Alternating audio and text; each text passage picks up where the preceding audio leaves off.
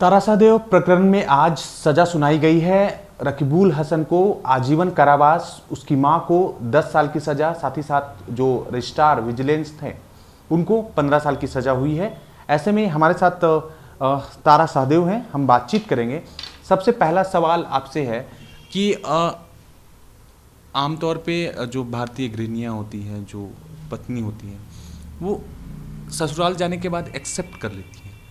क्या इतनी बड़ी लंबी लड़ाई, 9 सालों की लड़ाई जो है, वो आपने क्या सोचा था कि इतना दूर तक पहुँचेंगे, या जो भी न्याय मिला है, क्या आपके अंदर वो शक्ति थी जो? भैया जैसे आपने अभी बताया कि गृहस्थ जीवन हम स्टार्ट करते हैं, एक लड़की अपनी लाइफ को, पूरी लाइफ चेंज हो जाती है भैया जब आपकी शादी होती है। हर सब कुछ आपका वो परिवार होता है जिसके पास आप आए हो। मेरी शादी में कुछ ऐसा था कि जब परिवार ने मुझे विदा किया, क्योंकि मेरा अरेंज मैरिज था, सब कुछ सही था, लेकिन नेक्स्ट डे ही मुझे पता चलता है जिस इंसान से मेरी शादी हुई वो एक रंजीत सिंह कोहली ने रकीबुल हसन खान है। तो मुझे लगा कि मेरी लाइफ में पता नहीं, आप खुद भी सोच के इमेजिन करो कि आपको लगेगा शायद ये सब सपना है जो आपके साथ हो रहा है। मुझे 2 से 3 दिन ये चीज़ समझने में लग रहा था कि क्या सच में मेरे साथ ये हो रहा है। मैंने नहीं जाना था सच में, मेरे केस के बाद मुझे पहली बार ये वर्ड सुना था लव जिहाद, तो मुझे नहीं पता था मैं खुद किस चीज़ की शिकार हो चुकी हूँ। फिर मैंने बहुत कॉम्प्रोमाइज़ भैया करने की कोशिश की एज ए लड़की कि भाई मैं कहाँ जाऊँगी। उसने भैया यही था उसका सबसे बड़ा मेरा जो मोटिव था कि वो लड़कियों को ट्रैप ही इसलिए करते कि आप कहीं ना कहीं सोसाइटी, अपने परिवार, अपनी इज्जत की वजह से आगे नहीं निकलोगे। या आप उनका कहना मान लेते हो या फिर आप सुसाइड कर लेते हो। आप बहुत कोशिश करोगे तो वो आपको मार देंगे। आए दिन मीडिया में ये देखने को मिल रहा है। मैं बहुत खुशनसीब मानती हूँ भैया खुद को, जिस जगह से मैं बाहर आई हूँ, मैं ज़िंदा हूँ, उसको आज सज़ा मिली है। न्यायालय का मैं हाथ जोड़कर धन्यवाद करूँगी, सीबीआई का, जिन्होंने मुझे न्याय दिलाया। ऐसे लोगों को भैया एग्जाम्पल बहुत ज़रूरी था सेट होना, क्योंकि उनके अंदर एक ना, कैसे मैं बताऊँ आपको, आंखों में वो देखने को मिलता है ना जुनून कि भाई तुम कहीं भी चली जाओ, तुमको कोई बचाने वाला नहीं है। तो ये भैया हमारे न्याय व्यवस्था में ऐसा नहीं हो सकता है। मुझे बस ये लड़ाई मेरी इसी बात की थी कि एक क्रिमिनल किसी आम इंसान को इतना नहीं डरा सकता है कि सिर्फ हम ही हम हैं, तुम कहीं भी जाओ तुम्हें कोई साथ देने वाला नहीं है। तो जब आप लड़ोगे समाज आपके साथ होगा, और आज यही मेरा लड़ने का मोटिव था। सजा हुई है, क्या संतुष्ट हैं? जी भैया संतुष्ट हूँ। जैसा कि क्योंकि केस हम लड़ते हैं तो हम हर चीज़ पता करते हैं ना। मेरे हिसाब से तो उसे मृत्यु दंड होना चाहिए, लेकिन कहते हैं ना इमोशंस एक तरफ है और कानून का जो हमारा धारा है वो एक तरफ है। तो जो मिनिमम से मैक्सिमम होता है, ओवरऑल आप कितनी सज़ा इस धारा पे दे सकते हो, तो जो जज सर ने दिया है वो उसको उम्र कैद की सज़ा दी है। वो शायद पिनल कोड में इतना ही है, और मुझे इस बात की तसल्ली है कि सर ने उसको इस हद तक सज़ा दी जितना उनके हाथ में था वो दे सकते थे। कोई भी इंसान सर इससे बड़ा मतलब खुशी नहीं हो सकता है कि आप अपनी पूरी ताकत, अपनी पूरी ज़िंदगी उसमें झोंक रहे हो जिस केस को लड़ने में। आज उसका जजमेंट आया तो मेरी बहुत बड़ी बात है। एक टर्निंग पॉइंट केस का था, जैसे मुझे जानकारी मिली है। पूर्व मंत्री हाजी हुसैन साहब, वो आपके पक्ष में आके कहीं ना कहीं आप गवाही दी। उन्होंने रकीबुल हसन को पहचाना, तमाम चीज़ें बताई। क्या आप उम्मीद कर रही थी क्या एक विशेष धर्म के जो है व्यक्ति इस तरह से साथ देंगे? क्योंकि कहीं ना कहीं आपको न्याय दिलाने में सभी लोगों का साथ। सर देखिए, मेरी केस जब स्टार्ट हुआ था ना, ये किसी सर्टिफाइड धर्म को खिलाफ मैं खड़ी नहीं हुई थी। मेरे साथ जो हुआ था वो मैंने सबके सामने रखा था। मुझे किसी हिंदू, मुस्लिम, सिख, ईसाई से पर्टिकुलर नफरत नहीं है, क्योंकि मैं खुद स्पोर्ट्समैन हूँ, तो हमारे अंदर ये फीलिंग ही नहीं है कि आप मुसलमान हो मैं हिंदू हूँ। लेकिन मेरे साथ जो हुआ उससे मैं बहुत टॉर्चर्ड थी। कहीं ना कहीं मेरे अंदर एक डर बैठ गया था कि हर वो इंसान, क्योंकि आपने मुझे इतना कर दिया था ना कि वो वर्ड अल्लाह वर्ड जब सुनते हैं ना तो मेरे कान में आज भी कहीं ना कहीं मैं रुक जाती हूँ, ये वही वर्ड है। तो किसी के भी साथ ऐसा मत कीजिए कि उसका पूरे इंसानियत, पूरे धर्म से ही विश्वास हट जाए। तो हाजी हुसैन अंसारी सर का मैंने स्टेटमेंट देखा था, मुझे सच में नहीं था कि वो सपोर्ट करेंगे, लेकिन मुझे बहुत अच्छा लगा कि वो सच्चाई का उन्होंने साथ दिया। इसके लिए मैं थैंकफुल हूँ। अच्छा, एक सवाल, 7 जुलाई 2014 को शादी हुई, 15 में आपको ये तमाम चीज़ें पता चली, 15 में ये केस सीबीआई को गया। इस दौरान क्या किस तरह की चीज़ें आपके पास आई? क्योंकि आम लोग जो भी अपने न्याय के लिए लड़ रहे हैं उनको किस तरह से, क्योंकि आदमी कमज़ोर पड़ जाता है जिस तरह की कहीं ना कहीं जो तारीखें मिलती।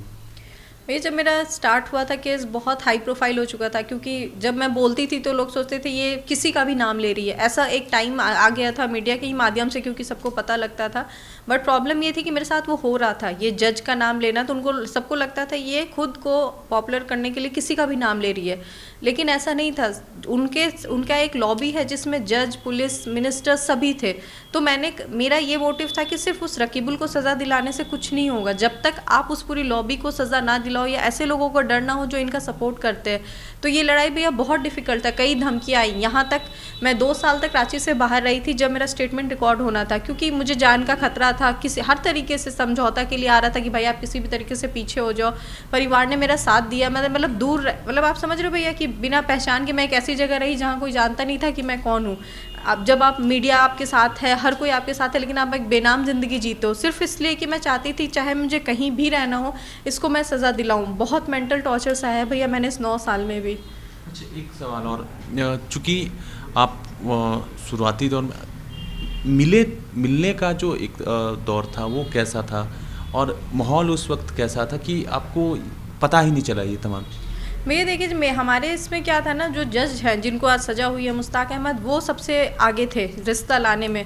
तो जब आप भैया कोई कहते हैं ना एक रिस्पेक्टेड इंसान, आप कैसे सोसाइटी में डिसाइड करते हो कि हाँ ये एक रिस्पेक्टेड बंदा है। वो हमारे डिस्ट्रिक्ट के जज रह चुके थे। तो उन्होंने हमारे फादर को जैसे कन्विंस किया कि देखिए मैं हूँ, जब मैं ही हूँ तो आप और क्या ढूंढना चाहते हो। तो एक विश्वास होता है ना गार्जियन को कि हाँ भाई जब आप इतने बड़े रिस्पेक्टेड इंसान साथ हैं तो हमें क्या पता कि आप किस तरीके के इंसान हो। और जब मिलाना हुआ तो जैसे मेरे दोस्त, परिवार, भाई बहन सब मिले, तो उनके सामने तो भैया वो इतने अच्छे रहते थे कि आप सोच ही नहीं सकते हो कि वो इंसान का ऐसा भी दरिंदा वाला रूप हो सकता है। तो भैया इसी को तो बात कहते हैं ना फंसाना, और इसी का ये लड़ाई था कि कैसे एक आम इंसान को आम जिंदगी से निकाल के आप उस अंधेरे में ले जाते हो। एक सवाल है कि बीच में एक 6 रैकेट का बात आया था, क्या उस दौरान आपने ये तमाम चीज़ें महसूस की थी? मेरे सामने रहते हुए भैया स्कूल की बच्चियां जो स्कूल से जस्ट कॉलेज अप्लाई करती हैं, उनका ये एडमिशन भैया फ्री कराते थे। मैंने ये सारी बातें पहले भी बताई है कि MBA तक के एडमिशन्स कराना, उनको जॉब दिलाना, कि वो आपको इतना अपने अंडर कर लेते हैं, फिर उनका यूज़ अलग अलग तरीके से करना, चाहे वो किसी को धमकी दिलाने में, जैसा उसने मुझे कहा था मेरे भाई को झूठे रेप केस में फंसा देगा। कैसे? क्योंकि ऐसे लोग कुछ ऐसी लड़कियाँ रखते हैं जो आपको झूठे केस में फंसाएंगी। वो तो फैसला कब आएगा आप नहीं जानते हो, बट कोई भी इंसान नहीं चाहेगा भैया कि उसके परिवार के साथ कुछ ऐसा हो। तो ऐसे लोगों को मैंने आते हुए, कई लड़कियां उनके घर आती थी, मतलब समझ लो ये बहुत ही गंदा समय देखा है मैंने इस तरीके से, और वो सब चीज़ों को आंख से देखा था, तभी मैं फैसला ले पाई कि इससे बुरा और कुछ नहीं हो सकता है। यही तमाम चीज़ें आपको मजबूती दी। कहते हैं भैया जब बुरा होता है ना, बहुत ज़्यादा बुरा होता है, तो आपके पास चॉइस होता है कि आप इससे या तो आप पूरे ही ख़त्म हो जाओ या इसके खिलाफ लड़ लो। तो उसने मुझे शक्ति दिया कि मैं इससे ज़्यादा बर्दाश्त नहीं कर सकती थी, लेकिन मैं उसको छोड़ भी नहीं सकती थी कि मैं क्यों भागूं भैया, जब मैं सही हूँ तो भागना उसको है। आज वही हुआ, आज उसको सज़ा मिली है। अच्छा, जब एक ये भी समय आया था जब उसे कोर्ट से बेल मिल गई थी, वो बाहर घूम रहा था, आमतौर पे कह सकते हैं कि वो मान चुका था कि इस केस में आगे अब कुछ नहीं होने जा रहा है, लेकिन CBI ने आपका साथ दिया। इस वक्त कैसा रहा जब CBI का साथ मिलता रहा, वो बेल पे रहा, कितना भरोसा था? भैया बहुत यकीन होता है जब पुलिस के हाथ में ये केस था, और मुझे समझ रहे हो भैया एक तरीके से मेरे केस को घरेलू प्रताड़ना बना दिया गया था, जो एक्ट होते हैं ना भी लगाया जाता है धारा। जब CBI आई थी तो एक विश्वास था। CBI ने भी भैया इंक्वायरी में कई महीने मुझसे इंक्वायरी, क्योंकि उनको पहले मुझे जांचना ज़रूरी था कि मैं सही हूँ कि नहीं। कई घंटे भैया मैंने उनके ऑफिस में समय बिताया कि वो समझो मेरी इंक्वायरी करना। तो इस हद तक उनको कॉन्फिडेंस आया। उसके बाद जब उनको लगा कि नहीं, उनको सारी तथ्य मिली, फिर उन्होंने बोला कि अब हम इसे नहीं छोड़ेंगे, जो गलत है उसको हम सज़ा दिलाएंगे। तो मैं उनका तहे दिल से हाथ जोड़कर धन्यवाद करूँगी CBI का, जो इस लेवल तक जाकर उन्होंने ये सज़ा दिलाया है। बाकी लड़कियां इस तरह के ट्रैप में फंसती हैं, उनके लिए क्या? आखिरी सवाल। मैं यही कहूँगी कि ऐसे लोगों को हिम्मत हम जैसी लड़कियां ही दे रही हैं, क्योंकि हम जो कहते हैं ना भाई जो संस्कार हमें घर में दिया गया था बड़ों का सम्मान करने के लिए, वो कभी भी किसी दूसरे को हक नहीं दिया था कि वो मेरा अपमान कर जाए। उसका बहुत क्लियर है उन लोगों का, जिन लोगों ने मुझे किया, जो बताते हैं कि भाई तुम जैसी लड़कियों को हम इसलिए चुनते हैं कि ना तुम्हें परिवार एक्सेप्ट करता है, ना शादी के बाद तुम कभी घर लौट पाओगे, लौट भी जाते हो तो समाज तुम्हें जीने नहीं देगा। मतलब वो हमें इतना मेंटल टॉर्चर करते हैं भैया कि समझ रहे हो, एक लड़की का शादी होकर टूट जाना मीन्स आपकी लाइफ ख़त्म है।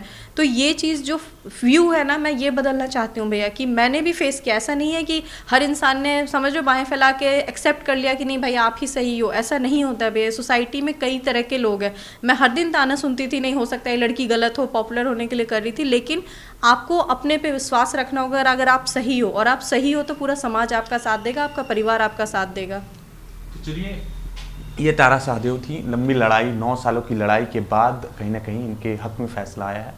और जो लोग भी इस तरह के रसूख रखते हैं तो उनके लिए बस इतना ही शब्द है कि अति का अंत ऐसा ही होता है।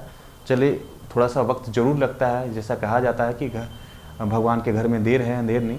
अब इस तरह का फैसला आया है तो कह सकते हैं कि एक जजमेंट जिस तरह का आया है, वैसे में दूसरों के लिए भी एक बड़ा एग्जाम्पल सेट होगा। कह सकते हैं कि जो भी लड़कियां इस तरह के लव जिहाद में फंसती हैं उनके लिए एक हौसला बुलंद करने वाला फैसला है।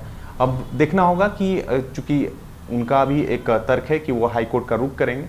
अब हाई कोर्ट का रुख क्या होता है और आगे इस केस में क्या चलता है। अपने सहयोगी संजय टोपो के साथ आयुष, जी मीडिया, रांची।